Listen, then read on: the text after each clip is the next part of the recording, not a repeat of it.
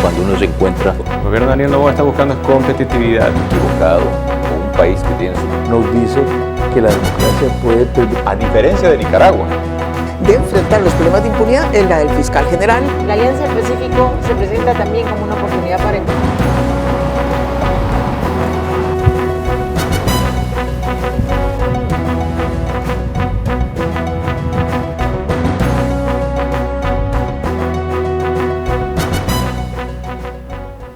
Un gusto volver a estar con ustedes en el espacio Fernando Aguayo América.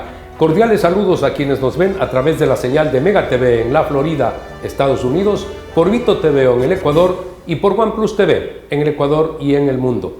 Hoy tenemos como invitada a la ingeniera Catherine Pasos. Ella es la presidenta del Colegio de Ingenieros Eléctricos y Electrónicos del Litoral. Muchas gracias por estar con nosotros. Hay alternativas de generación eléctrica, pero está claro que en la práctica las que en estos momentos necesita el Ecuador son las termoeléctricas, sean movidas por diésel o por gas. Es en lo que tiene que concentrarse la administración actual del presidente Daniel Noboa. Tenemos un parque termoeléctrico durante todo este tiempo que en capacidad instalada es de 1.700 megavatios.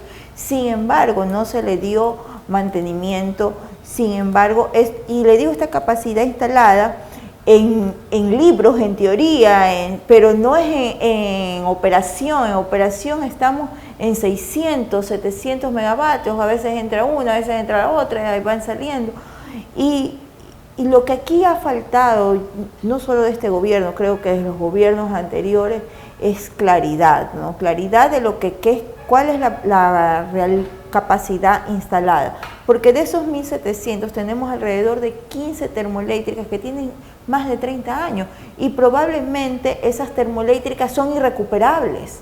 Entonces debemos de sacarnos de esos megavatios que dicen estar instalados en la actualidad, porque no es la realidad, y más bien reemplazar por otra generación, otros equipos, sea termoeléctrica, yo creo que lo más rápido en este momento es plantas termoeléctricas, ¿no? Es lo más rápido para poder minimizar un poco esta gravedad que tenemos. Ingeniera, es sumamente importante la cifra que usted da.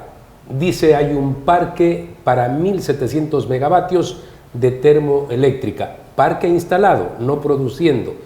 Cifras que tenía yo anteriores hablaban de 3.000 megavatios, que obviamente no se generaban, pero sí se invirtieron. Se pagó bastante plata por esa capacidad supuesta de generación. Entonces es más grave aún. En estos momentos hay que hacer un análisis profundo con qué contamos para luego ya planificar para el futuro inmediato. De hecho, es lo que nosotros como colegio hemos pedido en sin número de oportunidades, ocasiones, es que se nos diga exactamente el inventario real de con qué se cuenta operativo o lo que se pueda rescatar, porque no 1.700 megavatios no están en su totalidad en la posibilidad de ni reparándolos, porque ya están, como le digo, 14 termoeléctricas que están obsoletas, que tienen más de 30 años y probablemente ya no puedan ser reparables, ¿no? Entonces es importante saber la situación real de Coca-Cola Sinclair, cuánto realmente produce. Su capacidad instalada es de 1.500, sin embargo no se escucha que produzca eso, no está en la actualidad está en menos de 300 megavatios, o sea, imagínense la situación, ¿no? Se habla de... Partiendo en el caso de Coca-Cola Sinclair, que es la más grande, que debe generar 1.500 megavatios, pero nunca ha entregado esa cantidad de energía, y en los últimos tiempos se ha hablado de 900, 700 megavatios, pero esa es una obra que costó 3.200 millones de dólares, que aún no está recibida por el Estado ecuatoriano, por el gobierno ecuatoriano. Entonces también, si en el plano legal no existe ese perfeccionamiento de la entrega de los chinos al Ecuador, ¿cómo podemos hacer que esa hidroeléctrica genere los 1.500 megavatios. Es que es complicado porque casi desde el inicio de su construcción se vieron objeciones de cómo había sido construida, de las falencias que tenía. El mismo lugar se dice sí, que no era el adecuado. Las fallas geológicas que existen, ¿no? Además de las fallas de construcción de infraestructura de manera civil, ¿no? Entonces, imagínense, por eso digo, es importante saber cuál es la condición real de Coca-Cola Sinclair. Tiene que haber auditorías, ingeniera. Sí, por supuesto. Hace un tiempo salió una auditoría de la Contraloría, imagínense, de la represa de Masar y la hidroeléctrica Masar, que uno de los ductos está con fallas. ¿Qué quiere decir? Que quiere decir que por ahí tampoco no está pasando agua. Entonces, todo este tipo de cosas, y está en un informe de Contraloría, ¿no? Entonces, este tipo de cosas, ¿cuánto Masar realmente está también produciendo el parque Paute, ¿no? Que está conformado por Masar, Molino, Sopladora? ¿Cuánto realmente está produciendo en relación a lo que debe de producir? Entonces, estas cosas son preocupantes. Ingeniera, en los últimos tiempos se habla mucho de la generación de energías limpias. Esto es, no hidroeléctricas, no termoeléctricas, sino otras alternativas. Pero resulta que en el mundo entero, incluidos los países súper desarrollados, apenas el 20% de la generación proviene de ese tipo de energías. Los recursos renovables, si bien es cierto, sí, se debe de diversificar la generación, pero creo que en pocos países del mundo tienen, si no es ninguno, el 100% de su generación renovable, ¿no? Tenemos que considerar que la energía fotovoltaica tampoco no es una energía en firme. Tenemos que, así como las hidroeléctricas necesitan un reservorio, ¿no?, donde tener, que es el agua, acá también necesitamos que son las baterías, ¿no? Igual la eólica tampoco es una energía 100% en firme, dependemos del viento. Entonces, estos embalses que son las baterías, yo lo tengo de un punto de vista también, hasta me preocupa porque se habla mucho de la energía fotovoltaica. Estas baterías que son de litio son tremendamente contaminadas al ambiente y duran 10 años, y es decir, tenemos un boom de instalación fotovoltaica. ¿Qué va a pasar de aquí a 10 años? No sabemos qué hacer con las baterías. Con las baterías, ¿cuál va a ser el tratamiento? Desecho contaminante, altamente contaminante. Contaminante, el litio, ¿no? Desde su producción hasta su desecho, ¿no? Como desecho sólido, son altamente contaminantes. Entonces, yo creo que se deben de analizar otro tipo también de opciones, no descartar 100% la termo. Además que la termoeléctrica se puede generar a través de gas, y el gas es sustentable, menos contaminante y más barato que el diésel. Entonces se deben de buscar otras alternativas también, como la geotermia. Si bien es cierto, la geotermia es un poco más cara en implementar proyectos, porque primero hay que explotar los pozos para saber dónde hay. Aquí en Ecuador ya hay un pozo que se explotó en el 2019 por los japoneses y no se avanzó, o sea, ya tenemos de dónde partir.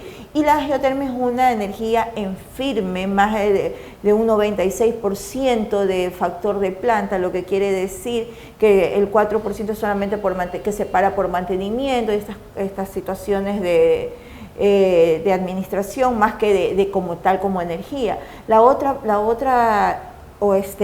forma o fuente de energía también puede ser a través de biogás o de biomasa. El biogás se lo obtiene justamente de la basura orgánica, ¿no? La descomposición de esta basura orgánica. El gas metano es el que genera, ¿no? De la putrefacción exacto, de la basura. De la basura. ¿Quiénes son las mayores fuentes de emisión de que se puede explotar? Es los municipios, donde en Guayaquil diariamente se tiene estipulado 4.000 toneladas de basura, ¿no? Entonces, esta basura orgánica que están en los mercados, en la misma basura, puede ser con un buen sistema de transformación y y de obtención del gas ser utilizado para justamente esta generación, ¿no? Y también otra fuente son la industria agropecuaria, la industria, las avícolas, todo esto que tienen esta materia orgánica que se pueden también autoabastecer, a tener sistemas, pero todo, claro, tiene que ver también con la parte jurídica, ¿no? Parte jurídica, la asistencia gubernamental, pero hay que preocuparse de esto para no volver a vivir lo que estamos padeciendo en el momento. Ingeniera, gracias por haber participado en nuestro espacio de opinión. Este problema no solamente lo estamos viviendo los ecuatorianos, también los brasileños, igualmente los colombianos, pero ese no puede ser un consuelo. Tenemos que buscar la forma de reducir, de mitigar el estiaje que actualmente vive nuestra nación. Vamos a hacer una pausa comercial. Buenas tardes, vecino. Si tiene fideo, me da, por favor. Me llamo Mercedes Moncayo. Yo vivía antes en el oriente y adquirí una deuda hace 10 años atrás. Era para comprar ganado y luego los ganados murieron. El préstamo que hice antes fue de 500 y ahora la deuda actual que tengo en Banco Nacional de Fomento son de $6,000. Y esto es debido a los intereses. Todo lo que trabajaba era para pagar las deudas que yo tenía en el banco. Al enterarme que me van a condonar la deuda fue una noticia grande para mí, igual para mis padres.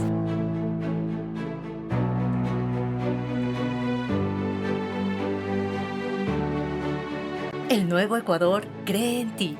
Autorización número 5752. CNE, Elecciones Generales 2025.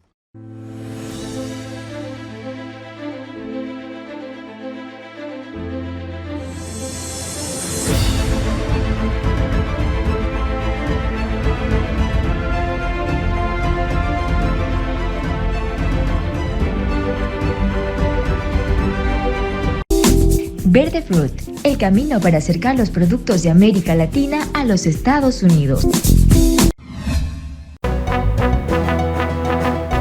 Hace un tiempo atrás tuvimos al doctor Roberto Gómez Mera con nosotros. Él fue presidente de la Corte Suprema de Justicia, fiscal general de la Nación. Hablamos acerca del juicio por traición a la patria en contra del señor Rafael Correa. Esto a propósito de declaraciones en las que él decía que habría que rodear al Golfo, se entiende, de forma armada. O sea, un ecuatoriano pidiendo que se bloquee a una parte importante del país. Doctor, a estas alturas, ¿qué ha pasado con respecto a aquel pedido de enjuiciamiento? Bueno, de lo que se conoce, continúa el enjuiciamiento. Se dispuso que Correa haga su declaración, que no la ha hecho todavía.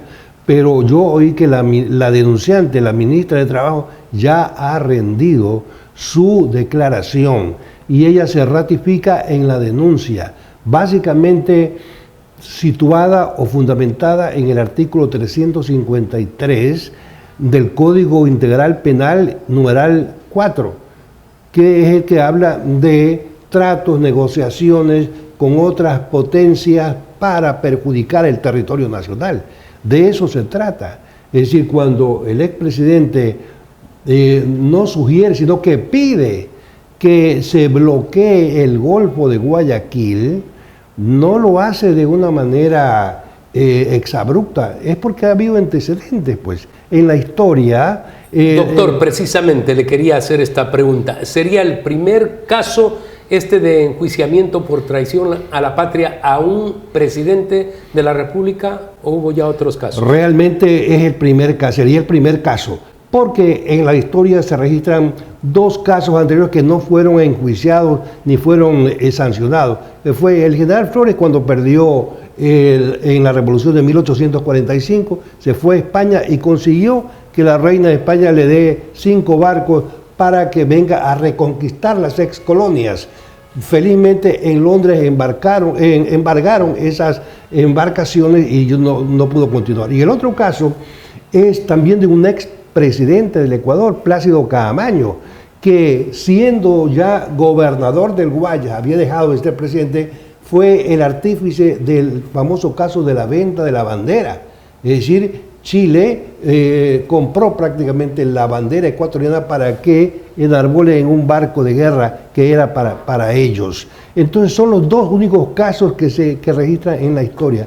Este sería pues el primer caso que se ha procedido ya a enjuiciar y tiene caracteres muy graves, ¿Usted cree que va a progresar, va a prosperar este enjuiciamiento en contra del expresidente? Debe prosperar porque ese numeral que yo le señalo, no solamente que trata de negociaciones, aquí ha habido más que negociaciones, es sugerencia, petición, no solamente a México, sino también a la comunidad europea que sancionen al Ecuador. Y lo gravísimo es que vengan naves de guerra, no yates ni lanchitas, sino naves de guerra a bloquear el Golfo de Guayaquil, tal como lo hizo el mariscal Castilla en 1858, que bloqueó el Golfo de Guayaquil, ¿no? Y cuando posteriormente también en el 41, esa era la intención del Perú, bloquear el Golfo de Guayaquil, y lo impidió venturosamente el cañonero Calderón, ¿no? Esos son los antecedentes. Entonces, es una cosa muy grave. Ahora, además pidió que se rompa el Tratado de Libre Comercio que tenemos con la Unión Europea. Exactamente. Pero pedía a los europeos que rompan con el Ecuador. Y también dentro de su círculo de mandatarios del llamado socialismo del siglo XX, también Maduro, López Obrador, todos estaban con esa misma tesis de que se sancione al Ecuador. Y para eso, pues desgraciadamente, digo desgraciadamente porque Correa fue expresidente del Ecuador, él pidió que sea el bloqueo al Golfo de Guayaquil, que hubiera sido algo tremendamente catastrófico. Entonces, ahora creo yo que debe llegarse a una resolución en el juicio que se está tramitando por primera vez. Pero bien haría, por sanidad mental y también tranquilidad moral, espiritual de todos los ecuatorianos, que el mismo Correa reconozca que se equivocó, ¿no? Que no pensó en lo que eso significaba y que pida perdón al pueblo ecuatoriano, porque tampoco nos conviene a nosotros seguir en este proceso que nos altera el espíritu de los ecuatorianos. En otros casos, en otros países se dicen cosas y quedan en la metáfora. En esta ocasión, el presidente habló claramente, el expresidente, y él pidió que haya un bloqueo porque estaba tan dolido con lo ocurrido en la Embajada de México, de donde querían sacarlo a toda costa a Jorge Glass, burlándose del Ecuador para llevarse a México. Eso es lo grave también, que por razones egoístas, de intereses propios, en algún caso para presionar al gobierno ecuatoriano para que entregue a Glass a título de asilado político, ¿no? Y en el otro caso también por tener intenciones de regresar al país con todos sus juicios anulados, entonces para competir nuevamente. Entonces son intereses personales, muy egoístas de ellos, tanto para captar el poder, mantener el poder, como para obtener una libertad, ¿no? Entonces no se trata de idealismo ni de grandes proyectos ideológicos regionales, no, se trata de cosas muy puntuales de interés particular. Entonces, de un interés particular, pedir que se bloquee el Golfo de Guayaquil, ya veremos ahí pues 10 naves de guerra con cañones, cohetes, misiles, ¿no? Impidiendo que pasen los barcos que traen mercadería al Ecuador, es una cosa impensable, de locura. Por eso digo que lo mejor sería que este hombre reconozca que se equivocó y que pida perdón a todo el pueblo ecuatoriano por haber dicho eso, y que ahí se termine todo. Tenemos que hacer una pausa comercial, retornamos inmediatamente, vamos a proseguir en este tema, hablaremos sobre la decisión de Estados Unidos de no permitir el ingreso del expresidente y del ex vicepresidente Rafael Correa y Jorge Glass y sus familiares hasta ese país. ¿Sabes cómo funcionará la medida del gobierno para el pago de las planillas de diciembre, enero y febrero? Con tu aporte estamos saliendo adelante y lo reconocemos. Así que si tu consumo de luz no supera los 180 kilovatios en esos meses, tu planilla será gratuita. Pero tranquilo, que si superas ese monto, también tendrás este beneficio y solamente tendrás que cubrir la diferencia. Cada mano, cada voluntad suma esfuerzos para alcanzar este nuevo Ecuador. Autorización número 5751. CNE, Elecciones Generales 2025.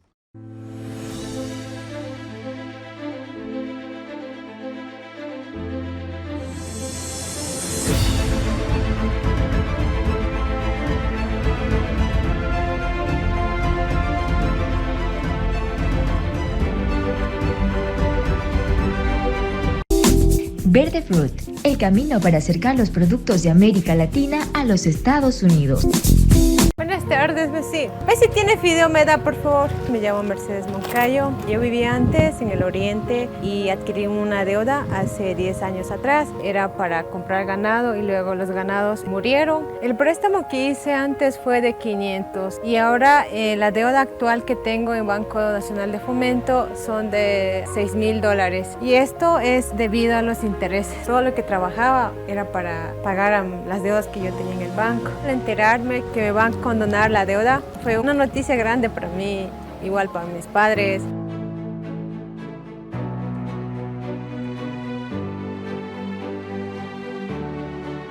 El nuevo Ecuador cree en ti.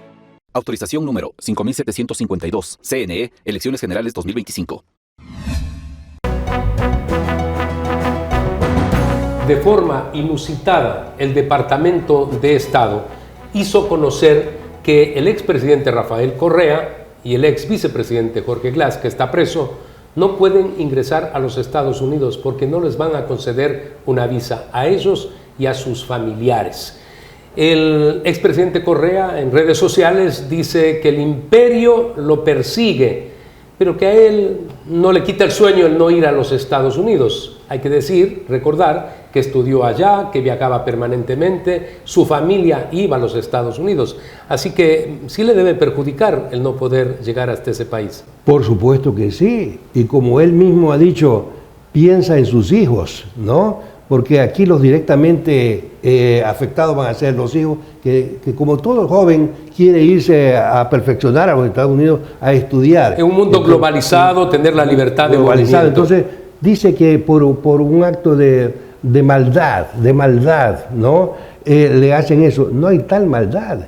Es lo que los Estados Unidos, de acuerdo con sus leyes penales, siempre lo ha hecho. Y vale la pena aquí puntualizar, el expresidente Alejandro Toledo, que fue el que impulsó el Tratado de Libre Comercio entre Perú y los Estados Unidos. Ese presidente, muy amigo de los Estados Unidos, daba clases en universidades allá, pero por un juicio, por corrupción, por $32 millones, finalmente lo detuvieron en Estados Unidos. Estuvo ahí, cuando pidieron la extradición, lo enviaron hacia el Perú y hace 5 días atrás lo sentenciaron a 20 años de prisión. Sí.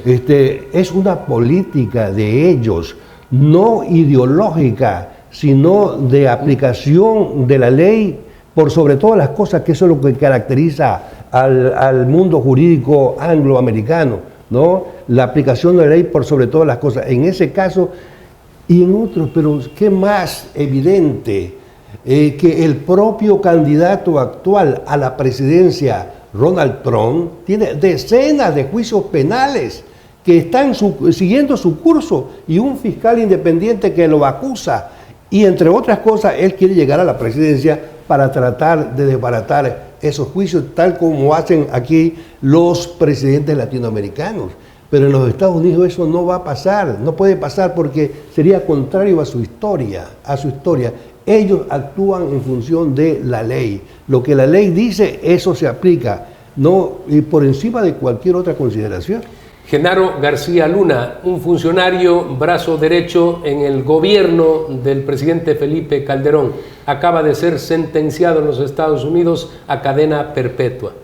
Y él trabajaba con los americanos. Y claro, y también con los narcotraficantes. Y con los narcotraficantes. Claro, ¿no? Y hay muchos casos, ¿no? Juan Orlando Hernández, expresidente de Honduras, igualmente fue llevado él su hermano tiene cadena perpetua. Claro, y por eso es que los enjuiciados aquí en el Ecuador no quieren saber nada de ser extraditados a los Estados Unidos, porque saben que allá la ley no se mangonea, ¿no? La ley se aplica como es y no hay ningún problema en su aplicación directa. Y estamos hablando, en el caso de Juan Orlando Hernández, él es de derecha, así que nada tiene que ver el tema ideológico tampoco. Así es. Pero la propaganda dice que es el imperialismo, lo mismo dice Maduro, pues, que es el imperialismo que lo quiere destruir, ¿no? Doctor, ¿usted considera que en algún momento se va a materializar el castigo para quienes han realizado una serie de actos, estos totalmente reñidos con la ley, pero que con esto de que estoy afuera al final nunca pago por las culpas? Desgraciadamente esa es la diferencia entre el sistema jurídico norteamericano y el sistema jurídico latinoamericano. En Latinoamérica pasa eso. Hay muchos casos en donde gente con mérito suficiente para ser sancionados no lo son, por otras razones, políticas, ideológicas, dinero, narcotráfico, etc. En los Estados Unidos no pasa eso. No pasa. Entonces esa es la diferencia y por eso es que tienen terror los colombianos, los venezolanos, los ecuatorianos en que sean extraditados a los Estados Unidos. El caso del Perú es un ejemplo porque allá hay institucionalidad. Sin duda hay grandes problemas en lo político porque varios presidentes han tenido que dejar el poder, pero han ido a la cárcel o están enjuiciados. Y en el último caso, como dijimos, de Alejandro Toledo, está sentenciado a 20 años. Los últimos 6 presidentes del Perú están enjuiciados penalmente. Los últimos expresidentes del Perú, entre ellos Fujimori, que ya falleció, ¿no? Pero ese país hace cumplir sus leyes, a pesar de que tiene otros defectos. Pero ¿cuál es la resultante?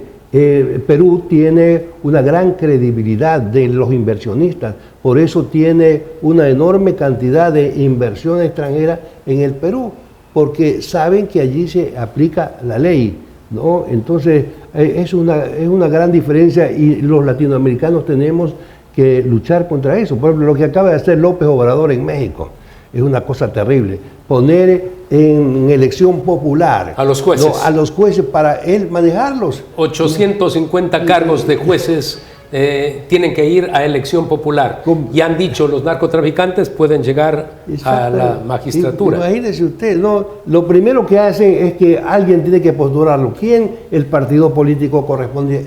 A este debe su nombramiento el designado. Y entonces, ¿qué independencia judicial? Entonces, este hombre cínicamente ha cambiado todo el sistema judicial y dice, México es el primer país, ellos creen que es por ser los más inteligentes. No, los demás países en el mundo no han hecho eso porque está probado que eso no funciona. Doctor, gracias por haber estado con nosotros en el espacio de opinión de hoy. Amigos, recuerden ustedes que tienen la próxima semana una cita con Fernando Aguayo América a través de Mega TV en la Florida, Estados Unidos, por Lito TV en el Ecuador y por OnePlus TV en el Ecuador y en el mundo.